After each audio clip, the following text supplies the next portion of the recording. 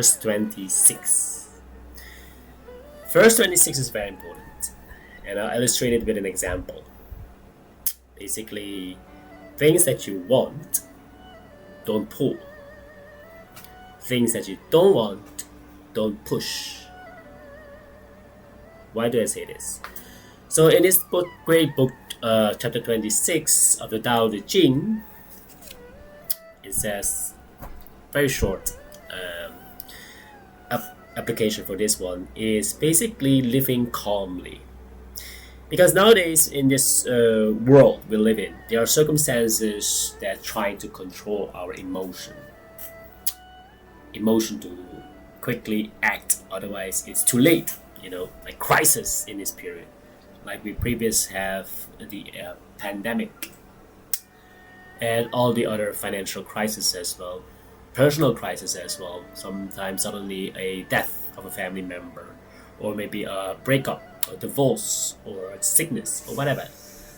So this world will always push you until you are mentally strong to face it. But I'm not asking you to push it. So I got a very great friend who teach me the following. So if there's something that people tell you, like praising you, the positive things that we say in life. Oh, you did a great job. Oh, you're awesome. You're amazing. all the positive stuff. And you feel very well. That means people control you as well, your emotion.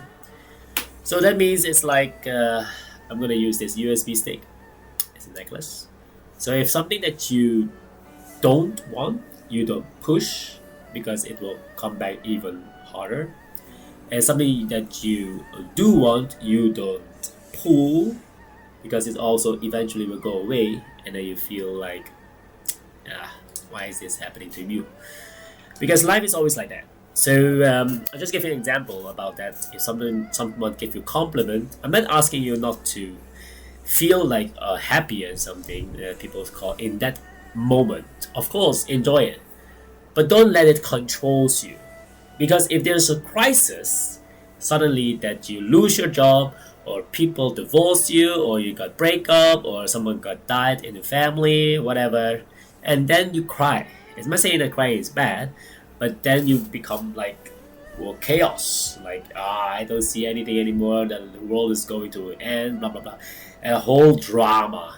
That means also the negative part. So what I'm trying to say is that you have to be calm.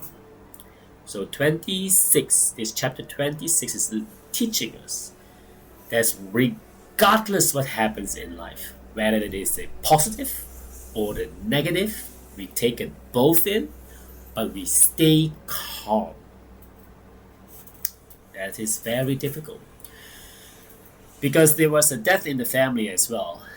And then everyone asks why I don't cry. You don't have a heart or anything. And I say I don't cry because I know that the body is death, but there is something called the soul will eventually survive. Because once you live in this way, the Tao Te Ching, it will teach you how to be centric in case that emotion will rise up suddenly, suddenly you feel like sadness or anything. You have to try to control it. And my dad also amazingly teach me about this at a very young age, that if he died, that we need not to cry, because in the ancient Chinese tradition, as ethnic, he believes also that when you cry, the soul cannot easily go through the next realm. We call it heaven or hell or whatever. But that's another way for another story. But what I mean is that when you cry, you are going to lower your level of frequency. So it's better to hold it at a state. You can cry later. The reason is because you have to be strong to your whole family, because they cannot control their emotion. Because outside forces might come and take advantage of your emotion. That's the key. That's why you have to keep calm regardless what happened. In that state of mind, then you will try to basically grow up is how we say it, right? That no matter what the situation happens in life, you will always remember these 5 words. This too shall pass. 4 words, apology. This too shall pass is phenomenal and it works every time. If the storm is coming up, typhoon, everyone is shouting. No, if you prepare, you know what to do. Typhoon comes, typhoon goes, you know? And that's why you have to try to be center. And then you tackle the problem the next time better. Maybe this time you out of control with your emotion, but the next time you think, what if the similar situation happened, like the example of a typhoon? How do I respond? I'm gonna fix the roof before the typhoon comes, or I'm gonna make it stronger, the house stronger, the windows stronger. Then no matter the typhoon comes and typhoon goes, the fundamental will stay strong. And once you have that also in the mind, you have to train this. You cannot just inherit it. You cannot just copy it. You cannot just buy it from a supermarket or anything. You have to train that mind. And the same thing is how to train your body. Exercise every day. The mind is by reading. Reading every day will really is what we call food for the body, reading for the mind, and also being challenged by other people outside so that your emotion can be tackled. Let's say you're driving now and then suddenly you're in a traffic jam and you say, oh my god, I'm late for my work or I'm late for an appointment, and then you're out of control. So if you're in a traffic jam, you train your mind, interesting, I'm late, I have an interview coming up in 5 minutes. Anyway, you look at your left, you see a driver also very angry. You don't react.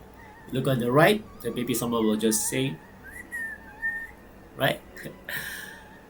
It doesn't matter. The most important thing is how is your state of mind. So you can say, okay, the next time I understand that this kind of road will always be a lot of traffic, so maybe I'll go a half hour earlier. I might be too early at work or in office or in appointment. It's better. Maybe you can slow down, park your car, buy a coffee somewhere, whatever. So that's the very important way to train your mind on a daily basis. But that's for people with a car. But even people with going by public transport, the bus is late. I should have. Why is the bus always so late? He should be here for 5 minutes already.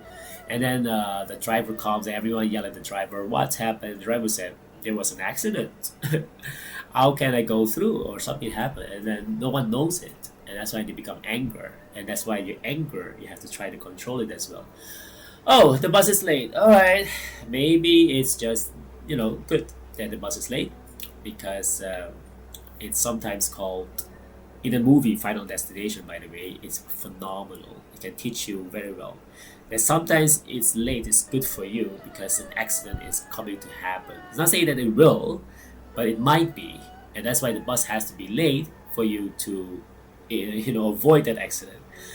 So if you're very rushy and you say, the bus is late, I'm going to quickly take a taxi or anything, maybe what I'm trying to say is that the source, the nature, trying to protect you to slow down the bus because something big is going to happen. And that's why I truly believe in this kind of thing. It's called the law of the universe. You do your part, the universe will do its part. It doesn't mean that you have to always, be afraid of the bus is late, I'm going to take a taxi, it's bad. No, it's nothing. If you go with the flow, then it's fine. But don't go against your gut. Don't go against your inner voice. Because your inner voice is loving you, trying to protect you, and that's why you have to stay calm. Alright? So, good luck with this verse. I'm going to read it from the book 26. It's very short, but it's great. Like chapter 25, the previous one is about greatness. Anyway, so calm. Living the calm life. Basically, living a calm state of mind. The heavy is the root of the light. The still is the lord of the restless.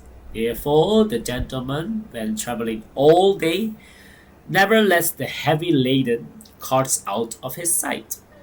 It is only when he is safely behind walls and watchtowers, that he rests peacefully and is above worries.